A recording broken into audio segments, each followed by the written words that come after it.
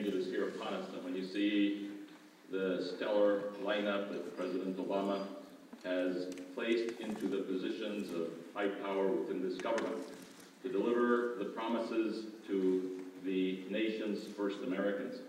And there is no one better qualified to lead that new change and that new effort, that new beginning, than Larry Echohawk. Do you agree with me?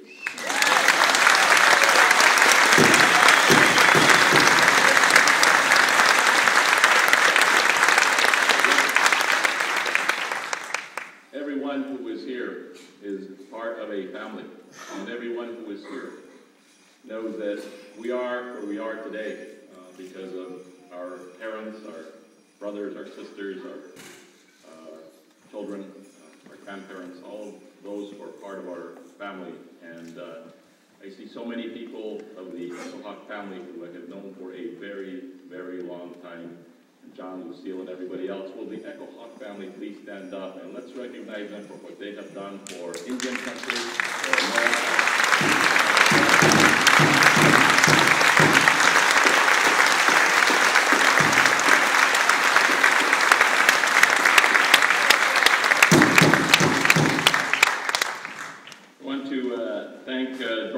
President of the Pawnee Nation, for being with us today.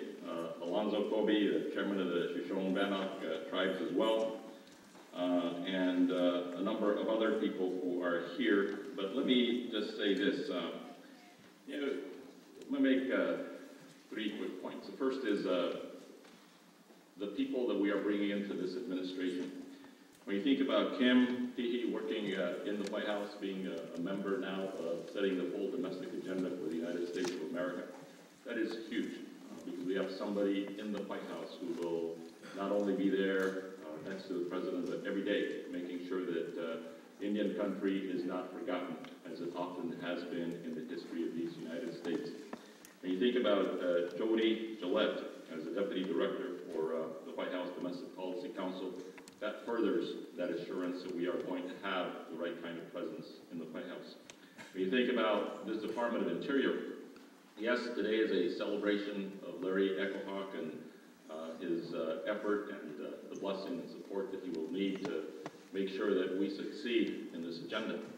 But he's not working on that agenda alone because there are so many others who are working with him, from myself to David Hayes, the Deputy Secretary, to Tom Strickland, the Chief of Staff, Laura Davis, and so many others. But I am particularly proud of others who we have placed in this department who are in positions that some people would say are not the positions that you traditionally would put a Native American. And I want to say just a word about a couple of them. One of them is Hillary Tompkins. Hillary, please stand. I want people to just see. I'm so proud of you. Yeah.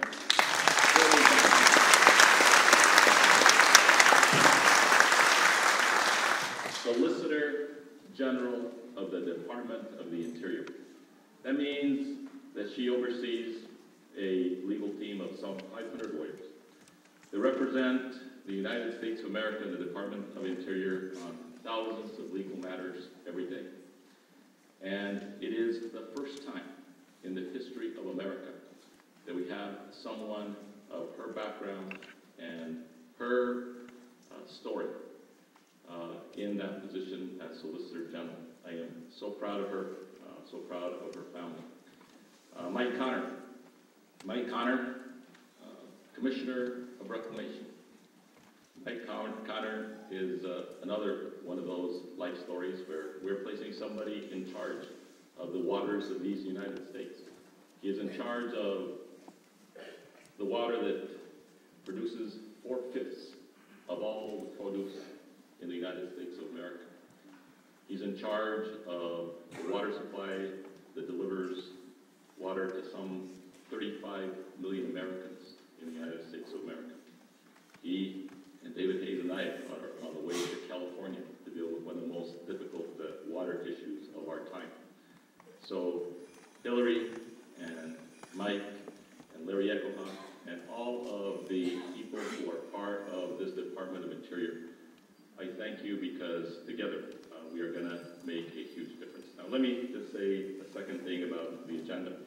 When President Obama asked me to become Secretary of Interior, I was not sure I wanted to do it, okay?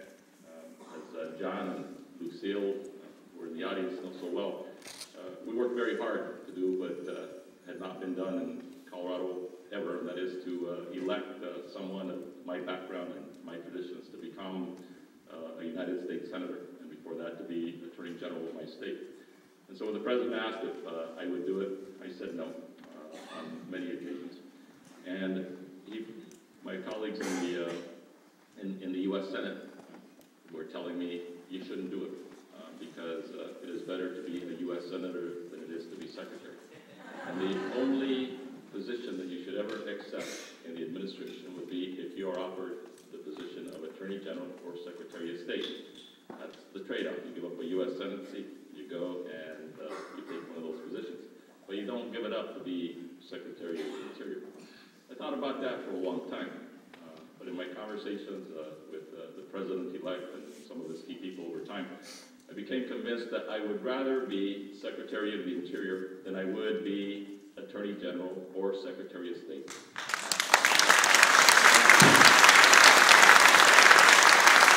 In those conversations, one of the key impellers for me to reach that decision was the fact that President Obama spoke eloquently to me about his personal commitment to the first Americans of the United States of America. And he said, we will work to make sure that we deliver on the promises to first the Native American community that he made during the campaign. And he says, I want you to get that done. And so that was one of the great reasons why I decided to do it. And I'm glad that I did it. And today, I'm just very proud of all of you who are here celebrating this very historic occasion.